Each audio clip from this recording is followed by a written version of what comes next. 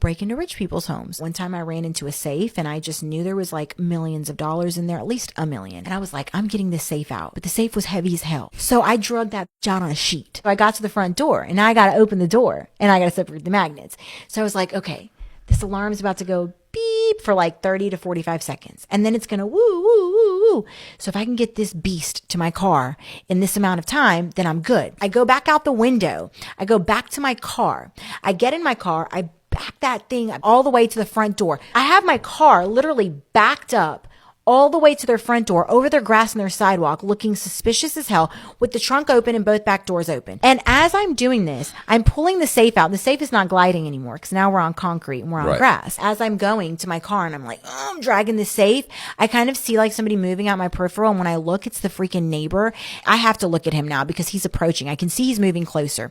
I pull out my cell phone. I'm like, Mom, I can't believe you have me doing this. I'm home from college. You have me taking the safe to your office. I don't even remember the alarm code. The alarm's going off. The safe is heavy as I'm so pissed off right now. This is ruining my vacation, hoping so he'll hear me and not think, why is this person pulling a safe out of my neighbor's house? We lock eyes and he's like, sweetheart, you need some help with that? And I'm like, Jesus Christ. Like, no, sir, please go away while I'm robbing your neighbor's safe. Like, stay over the hell over there. I couldn't get it in the trunk, but I was able to wedge it up on my foot. Like I stuck my foot up under it. I wedged it on my foot and then I kind of rolled it on my knee and then I kind of just rolled it into the back seat. I'll break into rich people's homes. I'll go in and I will always try to target the master bedroom or an office. The master bedroom, of course, jewelry and things in there, but usually in the closet is where I know that there's like the money or a little safe or things like that. It's really surprising how much of the same kind of things rich people do. It's like they all have these little safes. They hardly ever lock it. They, just the same types of behavior. So I kind of knew what to look for and what to do. I could get it in and out pretty easily.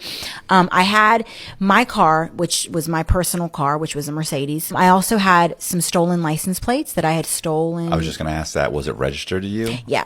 So the Impala was registered to me. It was mine. But I had stolen license plates that I had stolen several, throughout a period of, 2 weeks or so. Just taken from here or there.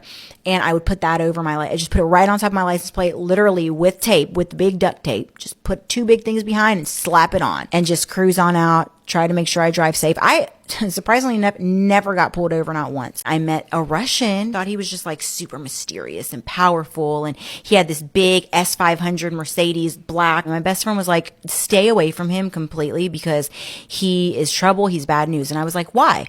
And she couldn't give me an answer. She couldn't tell me why. She just said that her parents said that him and his family were bad news. So that made him more attractive. So at that point, I was like, okay, I got to figure him out.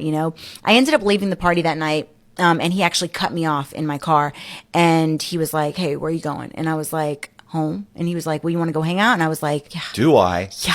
Yeah, I've been thinking about this for like the last half hour. Yes, I do. We went and hung out. Nothing crazy happened. We just dated for like a couple, not even a month, maybe like around a month. We talked on the phone and we hadn't even had sex or anything like that. He's waiting for you to be 18. Before that happened, he disappeared. The guy just disappeared. One day, just no more answering the phone. Then I got pissed because after he disappeared for long enough, I asked everybody like, where is he? Katie, where is he? Everybody, where is he? Nobody knew where he was. Nobody knew anything about. So I just left it at that. He ended up fleeing the country. But I didn't know this. Okay. He was gone for 4 years. One night at a club, we're getting out of the car. There's a big S500 black Mercedes in front of me, but it's a newer body style. And I see it. And the car forever stuck with me as like his car. It's like when you smell cologne or perfume and you're like, or hear a song, you're like, remember that time? So when I see an S500 Mercedes, it's him. It's always him. I'm like, oh man, him, And then I see a dude coming out of the club, walking to that car, and I swear to everything, it's his entire silhouette. I couldn't get a good look. There was like columns and pillars and all kinds of stuff, and then he got in the car fast. And so I just tried to forget about it that night. I asked some people, nobody would give me like a clear answer, and I was just like, what are the chances? Like, there's no way. I ended up going back to the apartment that Katie, my best friend, and I shared, and all of a sudden, around 3:30 in the morning, there's a knock. I'm like, who the hell's at our door at this time? And I'm thinking maybe it's like somebody for Katie or something. So I look through the peephole and I swear again, it's this guy. It's that silhouette. So I cracked the door and I have a little chain on and he's like, hey, baby. And I'm like, what? And it was him. I break into rich people's homes. I broke in. I went through the window. When I got in, I luckily was in the master bedroom and I started going through the drawers. And as I started going through the drawers, I started putting things in my purse and I ended up running across a gun. And I was like, ooh, let me, put that to the side over there. I noticed that as I was like putting things in my purse, there was a lot going on in my purse. So I looked down and it was my paperwork, my probation paperwork. So I took it out of my purse and I put it on the desk and I was like, okay, I'll get you in a minute when I'm done. So I keep going, I keep getting things and I'm like, putting things in my purse. And all of a sudden I hear a man's voice say, hey, what are you doing? And I turn around and there's a man in the doorway. I'm like, oh my God. I was very shocked. And when he said that and I turned around and looked, he was big as hell. I mean, he was like the whole door frame. So I was like, oh, and I promise you, I don't know where this came from, but I was like, I'm a juvenile, don't touch me, I'm a juvenile. I put my hands up because I wanted to startle him and make him, and I was hoping like he was smart enough to catch it, like her against me is not going to look good. So, let me just stop, because if he tackled me, it was over.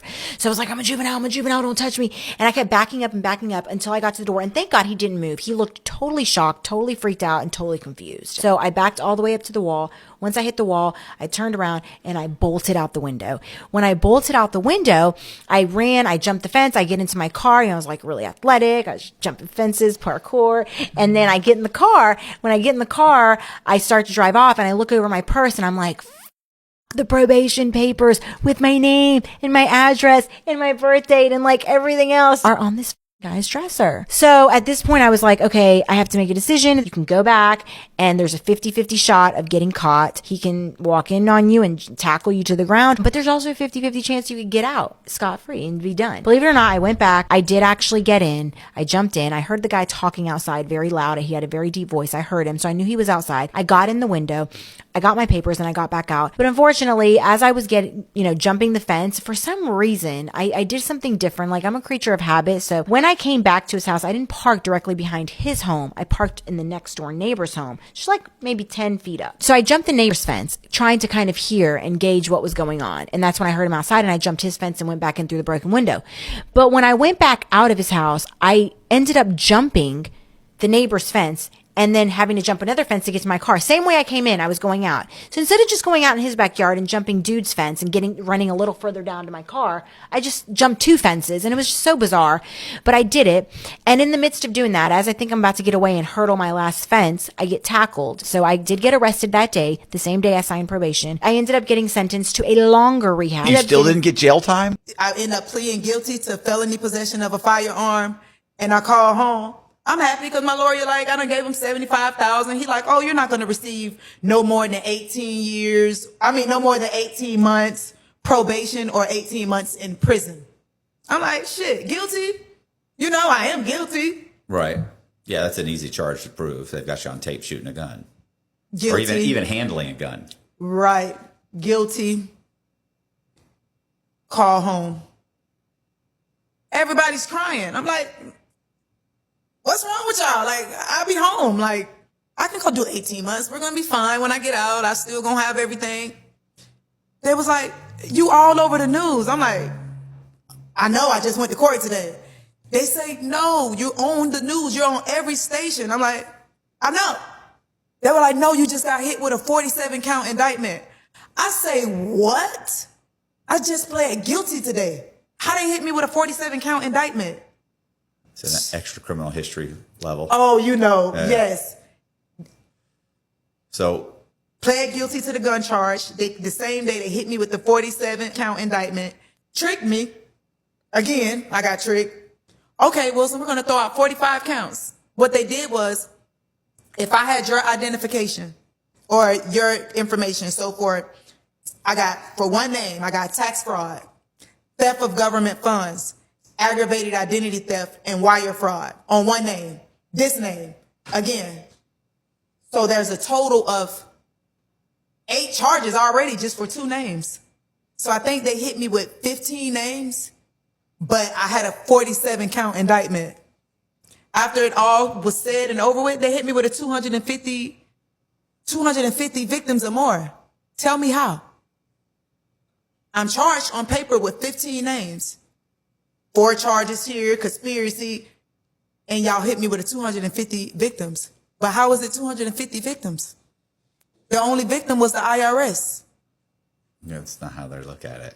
Exactly. I end up meeting this guy on social media, and on his picture it just was just money. And I had this thing where I won't talk to any guys from my hood, or not hood, but from Tampa, because I feel like everybody feel like I got money.